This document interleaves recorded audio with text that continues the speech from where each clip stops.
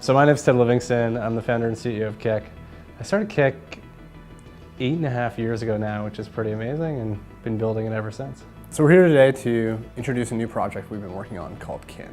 Kik is entering the blockchain space, and basically it's going to bring cryptocurrency to the masses. And what Kin is it's a decentralized ecosystem of digital services to power the daily lives of consumers. The thing that's so exciting about Kik introducing Kin is that here's a mainstream product that hundreds of millions of people have used, that many people have on their phones, that it's a brand that's understood, people know what it is, introducing a cryptocurrency versus something that nobody's ever used and never heard of before, which is really what the past history of crypto has been.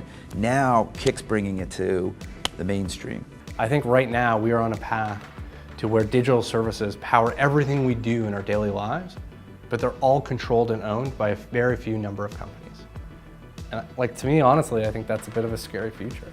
So blockchain technologies and decentralized systems are like a really effective way of breaking down that silo, because it basically says, the users and the data and these proprietary resources live on an open, transparent, and community-owned database. So there's 4 steps to making this happen.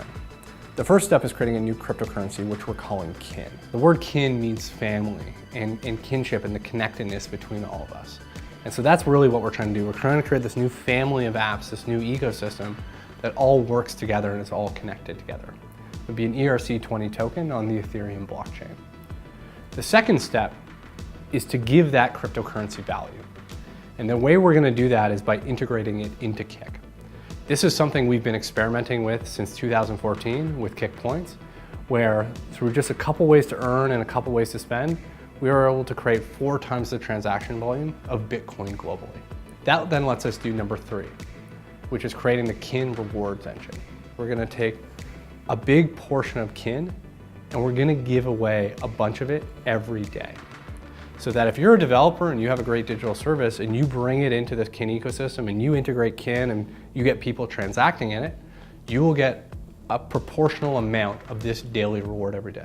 So you get all these developers coming in and that creates more transactions.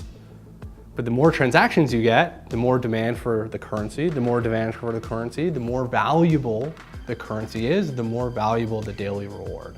So the 4th and final step is to create the Kin Foundation to oversee all of this. Many of these projects form nonprofit organizations that protect the interest of the community as a whole. On one side, yes, they'll administer the Kin reward engine, but they will also make sure that key pieces of the infrastructure, like the identity system and the transaction system, are open and decentralized as well. I think Kin is good for the industry because it's a monetization model, a business model for social platforms, communities, messengers that really don't want to run advertising in them. Any one app that's trying to take on these behemoths is going to lose.